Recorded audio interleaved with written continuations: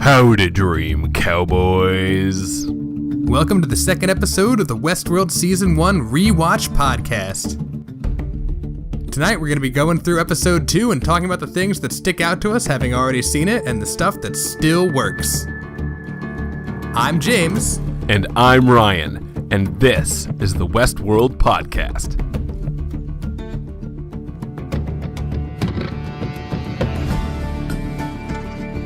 So, I think you already tweeted about it. There's been a bit of Westworld news, or maybe there is Westworld news incoming. Oh yeah, absolutely. So, first off, they began filming on June 22nd. On top of that, James Marsden's been posting pictures of him in quick draw practice. So he's trying to figure out how to actually shoot somebody for once and not get shot all the time. And Dolores / hashtag Evan Rachel Wood was also seen, I believe, on Instagram, like putting on or trying on corsets, being like, it's time to try to act in corsets once more. So, you know, everything's stirring. This all wouldn't have happened if the writer's strike had gone through, which it didn't. So, you know, thank God for that, because it's actually happening. They're filming right now. We still have no idea when it's going to actually air, because remember, they have like 10 episodes. They're not Game of Thrones. They're not like getting rid of episodes yet. So they're getting into it, but we still don't really have a timeline for when we're actually going to see this show. And there was a funny tweet that Evan Rachel Wood got. Someone was like, "Hey, when is season 2 coming out?" And do you know what her response was? No. She said, "Doesn't look like anything to me." Wow. It makes sense. It's the thing she says in the show. Trolling us. Yeah, she is trolling us. Oh, also, Jonah and Lisa Joy said something to the effect of like, if you want to play the game with us and like really follow along and not spoil it, I wouldn't go on Reddit next season. Like, they said that straight up. Hear that, everybody? Get off Reddit.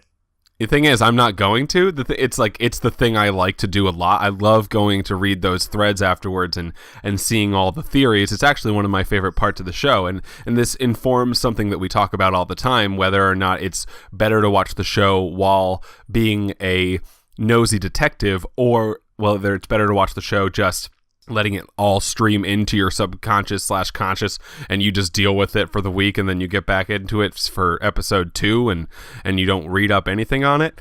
And I think we've concluded in the past, like, it kind of just matters what you want to do and the way you want to watch a show.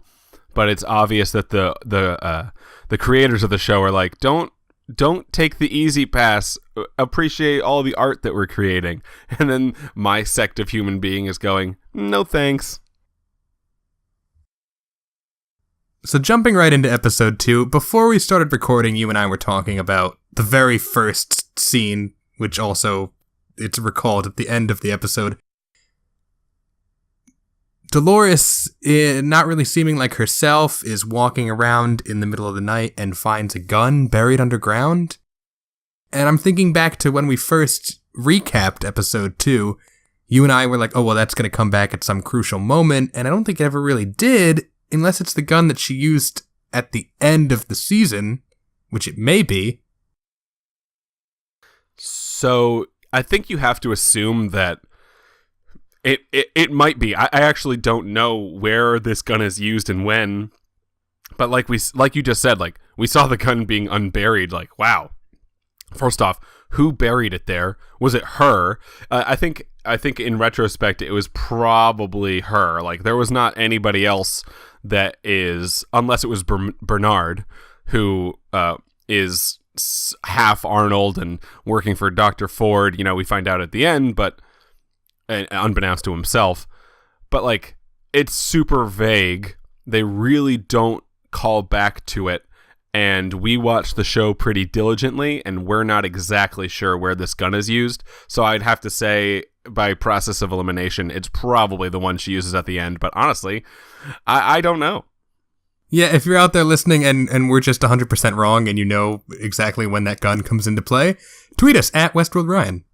Yeah, I'm sure and people don't love to correct other people at all.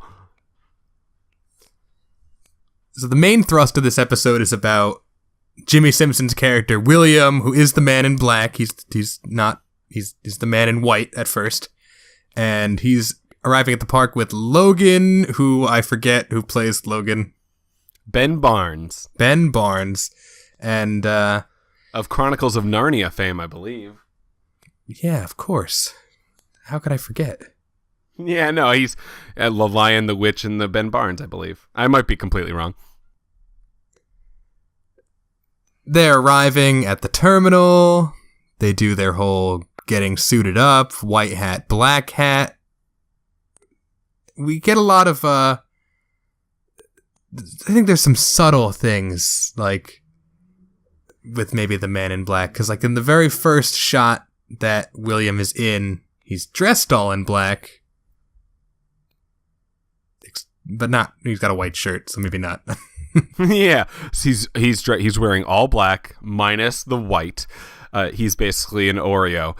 Also, he is. So this is the episode. So if you recall in the pilot, you don't meet William or Jimmy Simpson at all. So all you have of this character is Ed Harris's The Man in Black. And when you enter episode 2, you don't know that William is the Man in Black. But when you go back and watch it, you immediately go, okay, this guy is one day going to be so evil that his wife kills himself over it. And it's really hard for you to understand or take that, like, really take that in when you meet Jimmy Simpson's William, because he's so gosh dang nice. Right, but I guess the way the show explains it is that he hasn't undergone his super evil transformation yet when he kills Maeve and her daughter. Right, which we also see in flashbacks all the way through this episode. And, you know, like you just said, we're witnessing William's transformation. It's something I've said in the past, I think happens too quickly and is not done as well as I would have liked. But at the same time, they only had 10 episodes, and William wasn't even in the first one. So, what are you going to do? One of the things that jumps out at you is that the attendant, William's, like, host welcomer, who's getting him oriented and trying to seduce him, she does a good job, and you get the idea that, like, oh, she did such a good job that they're like, oh, let's put her later in the season, and then they liked her so much, like, oh, let's just make her main character in season 2. Exactly. That's Tallulah Riley, who the internet was describing early on in last season as Elon Musk's ex-wife, to which the internet then responded like, this is a actress who has a job and doesn't deserve to be understood as someone's ex-wife. This is just Tallulah Riley, who is a great actress, and that's exactly right, James. We see her later in the season, I believe episode 9 and 10, when she's part of that cannibalistic tribe in that final, in that weird battle between at the end with the bull guy. All that good stuff. But yeah, she's coming back for season 2. I'm excited to see her. There's some Bernard intrigue where him and Elsie are talking about the reveries, and Elsie's really worried, and Bernard's like, nah, don't worry about it. I'm sure everything's fine. And that's an original thought that I'm having. Yeah, do you recall, I think our original reaction to that was like, Elsie is the person in Jurassic Park going like, everything is going to go bad. And then Bernard's the guy going, nah, everything will be fine. I'm sure it will be fine. But, and I guess now in retrospect, like, we thought he was saying that because he was just the character who says no, the character who's like, nah, everything's fine. As it turns out, as he's listening to that, Dr. Robert Ford can one day just listen to Elsie say that to him again and be like, good, Bernard, you did the exact right thing. Deflect, deflect, deflect. Right, you and I had thought that he was drinking the Robert Ford Kool-Aid, but now we understand that he doesn't really have a choice. He's literally made of the Robert Ford Kool-Aid. So we get the beginning of the Maeve storyline here, where she's being really rude to Dolores outside the saloon, and Dolores gives her the Shakespeare line, which drives her crazy. Yep, she passes on the virus in that moment. Dolores is going into town, trying to go about her day. We keep seeing Dolores wake up. I think that's one of my favorite, repetitive shots of the season 1, where we see Dolores wake up over and over again, and she just gets more and more angry and more, less like a robot and more like a vengeful, the one / Keanu Reeves / whoever is going to be doing all the work in the Matrix. But you're right, it's we see an intro to a bunch of characters who also actually, before we keep going, we get to see Logan for that first time in his dumb, stupid black hat. Like, he's wearing the black hat, right, and William's wearing the white hat. But more so than anything, Logan's hat is, and I need to reiterate this, so dumb. It's such a dumb little hat. I had a thought this episode where if you and I went to Westworld and I came out of the train with a white hat and you had a black hat on, I'd be like, okay, well, clearly we should have communicated before we parted ways.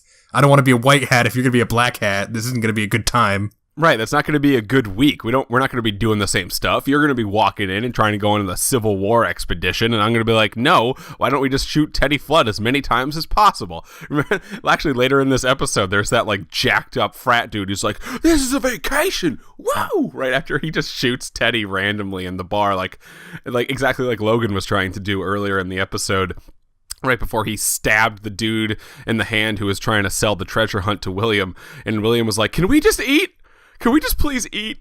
Yeah, my favorite Logan moment is when he tells the shoulder check guy to fuck off. It's really great. Yeah, so the guy who always shoulder checks Teddy Flood when Teddy walks off the train and goes into Sweetwater, Logan, he shoulder checks Logan as well, and you can see the difference between Teddy's reaction, which is to turn and tip his hat, and Logan's reaction when his dumb little stupid black hat, when he turns around and goes, he just tells him to fuck off, and the dude's way bigger than him, but he doesn't care because Logan knows what the man in black knows. He's immortal there. And then we get the introduction of Lawrence, or we were calling him Lars for a while. We were calling him Lars because we have a very close relationship with him. That's right. One of the things so in this scene and then in the later Lars's town scene, the man in black is enjoying himself so much just shooting down the helpless robots, and I was thinking it's no fun to play a game in God mode. Where's the fun? Which is actually, this is something the man in black says towards the end of the season. Where's the fun if there's no real danger? Right. You know? So, here's this thing. I am actually a human being who loves God video games. There's this one great one called Black and White. There are these neat video games where you get to play God. Spore is an example as well. And I'm actually the type of gamer who enjoys being in that role and having little obstacle and just destroying stuff. My favorite part of SimCity was where you could just destroy Megapolis at the end. I don't know why, because yes, I do. I'm a sadistic human being with a God complex. But either way, I think that's something similar to what Ed Harris was feeling after he became all immortal and everybody left him, and the only place that he had a real life was inside Westworld, where he had something to do and someone to kill. But you're right. Through that 9 episodes, he gets to the end, he's like, I don't even like this game anymore. I can't even get shot. But you know what? I really enjoyed seeing William's face dealing with Logan, because basically the first 20 minutes of William and Logan is exposition of Logan's a dickhead and William's the really nice guy. And you see William smile slightly when he first meets Dolores towards the end, and you're like, the next time you see him smile that genuinely is when he gets shot in the chest. There's a really important scene. It's one of the Dolores speaking with Bernard scenes, but it's taking place in the basement, Robert Ford's secret basement, so that can't be Bernard, right? It is Bernard. It is Bernard. It's the first moment we see the new timeline. So this is the first moment they break out into 3 different timelines in one episode. That is you're right, that's in the log cabin underneath where Ford would eventually store his fake family. And that's also the room where Bernard ends up killing Teresa and so on and so forth. And then Ford was making a new robot inside that room where Bernard and Dolores were talking, and we were like, is that new robot going to be Teresa that he just takes over, but ends up like not being anything at all? But yeah, I think that's the past, or is it just a dream? I don't know. Yeah, I thought maybe, like, is this happening inside of Dolores' mind palace? And she's talking with the Matrix version of Arnold? Right, which we talked about a little earlier before we started recording. I had to go back and, like, understand exactly who Arnold was, because it was a little unclear to me. And from what I gather, it's like 50-50. Half like Ghost in the Shell, Arnold actually wrote his code in and is like kind of underneath some things and everything at any given moment. And then secondarily, Bernard is also acting as Arnold into like literally a microphone saying words, and Bernard doesn't know he's doing it, and Ford knows that he programmed Bernard to do it, but so it's half the time it's some Ghost in the Shell stuff, and the other half the time it's literally Bernard pretending to be Arnold, and you can hear it being like, I think that's Bernard's voice, just weird and deep. So there's also more stuff going on in the Maeve storyline. She's having a hard time seducing the newcomers. She gets pulled in by some techies, and they think they should make her more aggressive, but it still doesn't work out. And no, she's having weird all. Flashbacks. Right, the virus is taking hold. She's slowly but surely remembering her daughter being killed by the Man in Black. One of her worst memories, and something Ford talks to Bernard in this episode about at some point, where he mentions that they actually have a wonderful conversation. You know what? I'll get to that when we get to that, because it's a really great conversation I want to go over. The first player piano song happens, Weeping Willow Rag by Scott Joplin, right before Maeve is doing her speech. That is the speech that she doesn't do well enough, apparently, because she's not getting laid enough, which is so crass that, like, she's not getting laid enough, so they're like, whatever, retire. She's old. Get her out of there. And then you kind of already mentioned the restaurant scene. We get a lot of stuff with Logan and William that's just kind of demonstrating that William's not having a good time. They're not doing the kind of things that he would enjoy. It's like when you hang out with your friend one-on-one for the first time, and it's like, oh, you're only doing the stuff that you want to do. You didn't even ask what I want to do.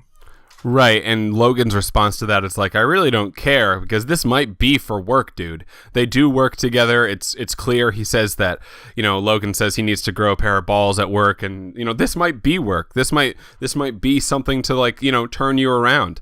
Little does Logan know he will do that and more.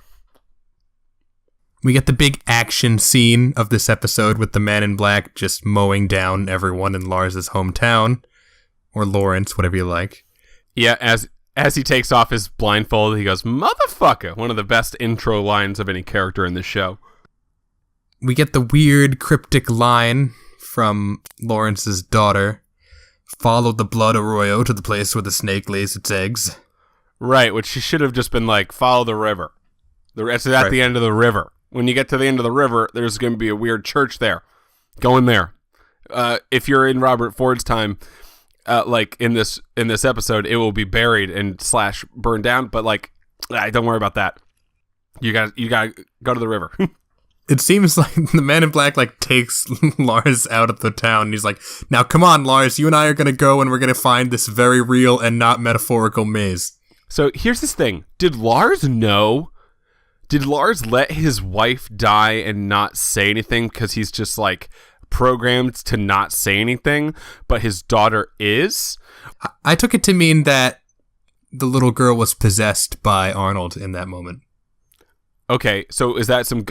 now that brings up, like, is that Ghost in the Shell Arnold, or is it literally Bernard waiting at a station being like, okay, we're going to tell him real soon? It feels like it was some Ghost in the Shell Arnold. Yeah. Of course we don't know. No, exactly. It's very vague. At some point, we see the conversation. Ford is walking around, and he comes up to Bernard, and they have a conversation where Ford says the line, "You can't play God without being acquainted by the devil." And at some point, Ford also says, like, "You also have something else to say. I know how that head of yours works." because Bernard's a robot, and Ford knows that. Ford then goes, do you think it's sabotage? He asks Bernard that, which is, at first you think like, oh man, it's sabotage. Someone must be sabotaging it. But now you understand that was just Ford asking Bernard if he thinks it's him, right? That was him just checking if Bernard was like, yeah, I think it's you. I think you did this. Because Ford is like, because I did do this. So I'm just kind of seeing if you know. I think what's happening a bit in this episode is Ford is still kind of struggling with his decision. He's like, am I going to kind of realize Arnold's dream? Is that really what I'm doing now? And we have that scene where he meets with little robot Ford and they go to the burned down church and he seems to have some kind of revelation while he's there. And I think that maybe he's kind of, he's concluding. He's like, yeah, okay, we're doing this. Which you can actually really see later in the episode. Actually, the last scene of the episode where Lee Sizemore is showing his like Red River Odyssey, and Ford has to say no because Ford's like, no, I just literally decided to do this whole big thing, so you can't do another big thing while I'm doing my big thing. Also, those are some dope boots. There's a large chunk towards the end that's devoted entirely to Maeve. Did you get the feeling from this episode that it would get annoying at all? I kind of didn't. In this episode, it felt like one of the really good storylines. It felt like there was a lot of nudity in this part. Maeve / Tandy Newton was nude the whole time that she woke up in, because she said earlier in the episode, like, because Clementine Pennyfeather, best name, was talking to her earlier about having nightmares, at which point Elsie, like, says to another technician who asks her, do they dream? And she's like, no, that'd be insane. But they do have the concept of dreams, specifically nightmares, because, what if they, like, don't go to sleep and they see somebody and you're just like, oh, man, it's a nightmare. And they're like, oh, okay, great. And so they have the idea of nightmares, but it sounds like Clementine Pennyfeather Beth's name is actually having nightmares, or you don't really know. It's either she's actually having nightmares or she just has the concept of them. But either way, like, and then Maeve tells Clementine Pennyfeather Beth's name, when you're doing that, just count down 3, 2, 1, and you'll come out of it and you'll wake up and everything will be fine. When Maeve goes to bed that night because of the Violent Delights Have Violent Ends virus that's going through her brain, she has, for the first time, the fully fledged flashback of her getting almost scalped by an Indian, and then the Indians like chase her into her house, and then when the Indian's about to come into her house, the Indian turns into the Man in Black, which is never actually explained. I don't understand that one at all. And then the Man in Black, kills her and her daughter, which is the flashback that is like the cornerstone of her life that she always recalls. But at the same time, she's having that fully fledged flashback, and she counts down in that dream that she's actually maybe having 3, 2, 1, and her eyes open, and she's on one of the beds in the, actually inside the Westworld like infirmary with Felix and Sylvester, the 2 cats. Yeah, and I think this is the best part of the episode. She runs away from them, and she's going through all the different parts of the labs, seeing what happens to the hosts when they get shot and how they get put back into the park. And she just, like, completely despairs. And eventually the cats catch up with her and knock her back out. I remember the first time I watched it, that was like, episode 1 was great, but, like, this was the first one. This scene, not only is it like, you immediately start to relate to Maeve, but it's kind of like, oh, this is kind of like Holocaust for robots. Yeah, exactly. It's kind of messed up. She literally goes in there and witnesses the genocide of her race. She doesn't know any better. It kind of just looks like the people that she knows are dying. And it zooms out. The last thing she sees is Teddy Flood also dead, which she witnessed him die earlier when the jacked up frat dude shot him randomly. They were talking at the bar, and then Teddy gets just, shot up, and Maeve wipes the blood off her and keeps drinking because there's nothing to see here. But she also sees Teddy, getting cleaned in one of the glass rooms. So in that moment, she connects that This place is attached to the place where she lives. She doesn't exactly know why, but she is in a gosh dang nightmare. She is very naked. She collapses to the floor in agony and angst to the point where all the cats show up and they put her back under. And Felix is like, or like Sylvester's like, you didn't even put her under. And Felix is like, I swear to God I did, which he did. She just woke up by herself. And then really the only Maeve thing that happens, well, a few Maeve things happen after that. After that, Elsie gets a hold of her and is like, oh my God, what did they do to her? They upped her aggression so much, and I'm going to make her this way, because Elsie is, and I think we talked about this a little bit, is projecting on her in that moment where narrative was projecting on her as well. Being under Lee Sizemore, they upped her aggression by 20%, where she's literally talking to a woman after that, and she grabs her by the crotchal region, and the woman's like, okay, well, thanks, I guess. And then Elsie projects upon her as well and ups her emotional acuity, because that's what Elsie believes is her strong point. And we get the beginnings of what is going to be Super Maeve, as they up everything in her body. Another thing that's established in this episode is Bernard and... what's her name? Teresa. Yes. Is Bernard and Teresa's relationship, and when they're kind of having their pillow talk, Teresa drops this ridiculous foreshadowing line. She's like, oh, your creations are always talking to each other, even when there are no people around. Bernard's like, oh, well, they're just practicing on sounding more natural. And she's like, is that what you're doing right now, Bernard? Are you practicing? He is, James. He is actually exactly doing that. Womp womp. Also, earlier when Bernard is talking to Teresa after she gets off the phone with corporate and she's smoking, he also says, you've been talking to corporate. Only time you light up is after you talk to corporate. And I was like, Bernard, you're just recording things she does and like telling her about it. Stop that. The end of the episode is a little bit funny.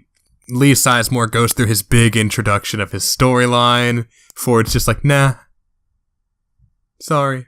Yeah, no, you can't do any of that. I'm about to like rip up half the park and get into some large plan that is most likely the genocide of the human race. So no, get out of here, Lee Sizemore. All your stuff sucks, minus these boots. Give me them. William tries to talk to Dolores, and Logan pulls him away, which is just more of like, no, William, you can't have any fun.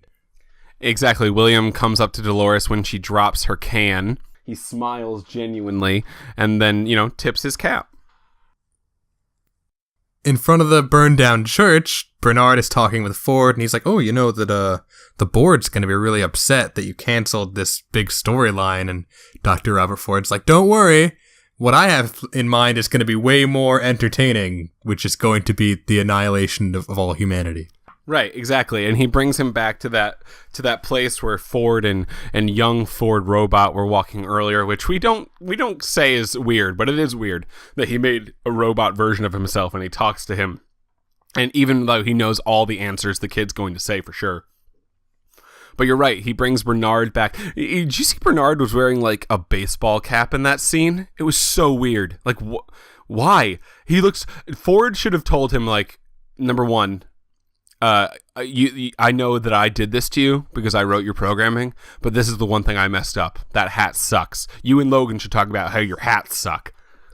Also, like, let's say I'm a guest at the park and I paid $40,000 to be here, and I see a member of the staff wearing a baseball hat, and I'd be like, hey, come on, that's not authentic. They didn't have baseball caps in the mid-19th century, unless they did, and I just don't know that. Then you just making me feel stupid, and that's not worth $40,000 a day.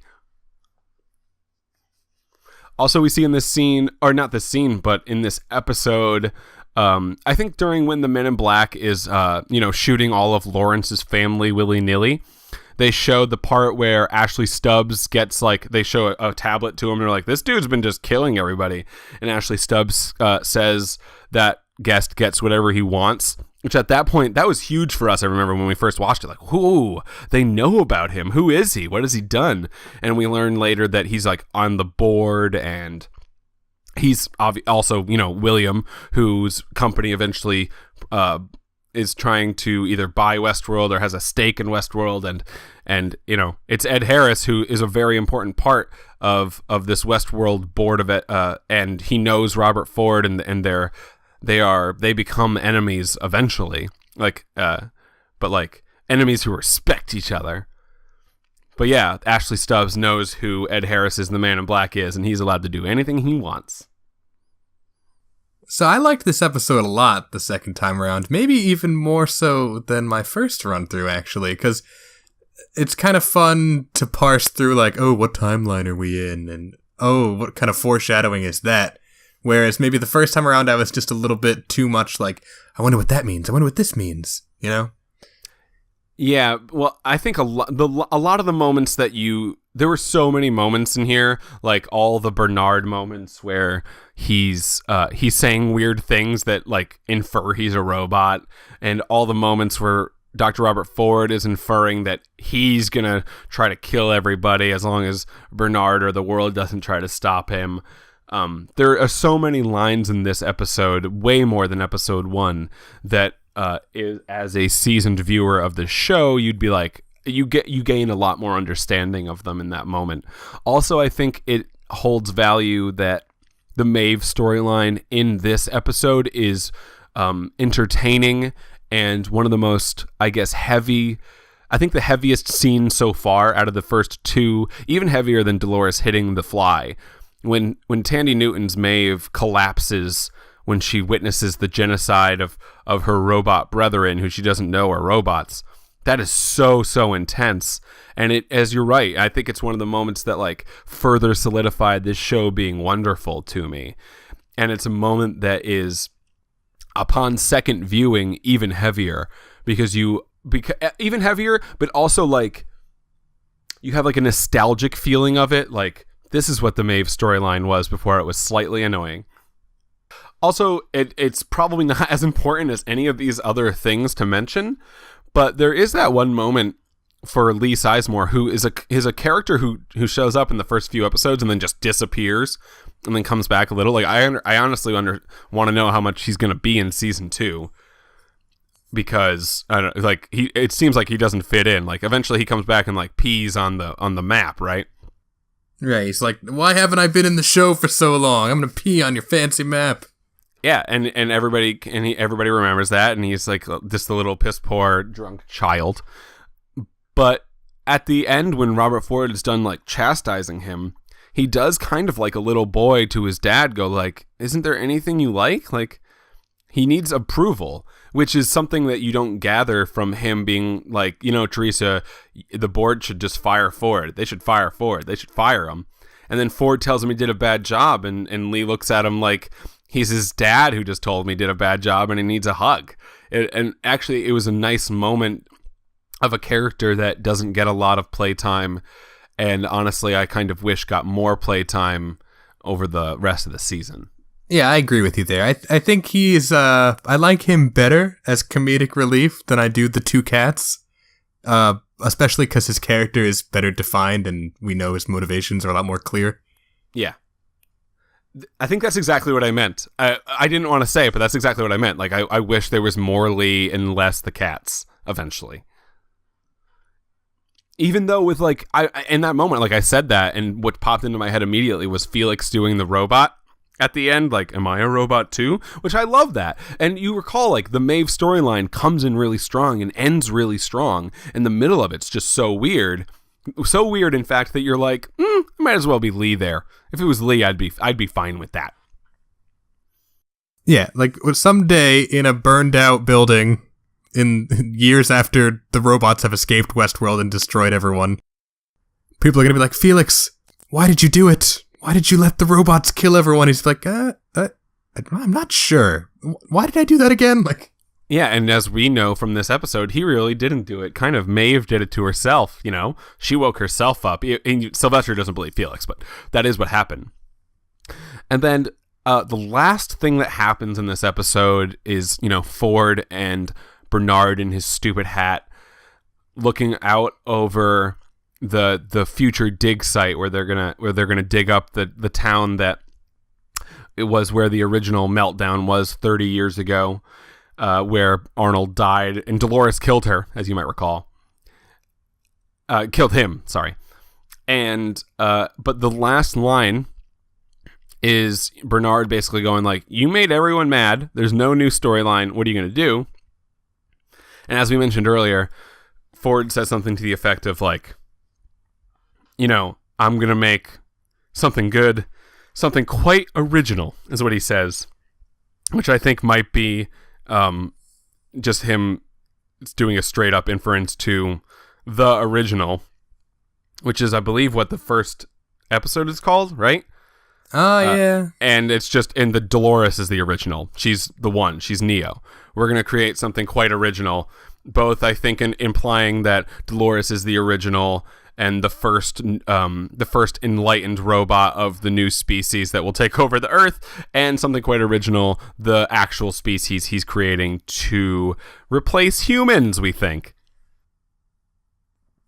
All right, so thanks everyone for listening. If you just listen, it means a lot to us. If you want to go the extra mile, you can follow us on Twitter, you can follow us on SoundCloud, or if you're listening on the Apple Podcast app, you could leave us a nice 5-star review. Say your words about it. I know that we're not around all the time these days, okay? And I know that you have to go see other podcasts on the weekends. But we are around. James is being a responsible father. I mean, whatever.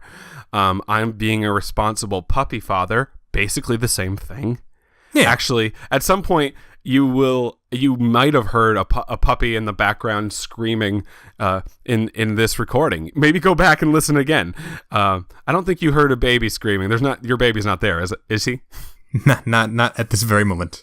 Okay, well, then maybe only a puppy. But yeah, we are around, and we're gonna do episode 3 as soon as we get to it. And I hope you guys are just patient with us, because we really do love doing this.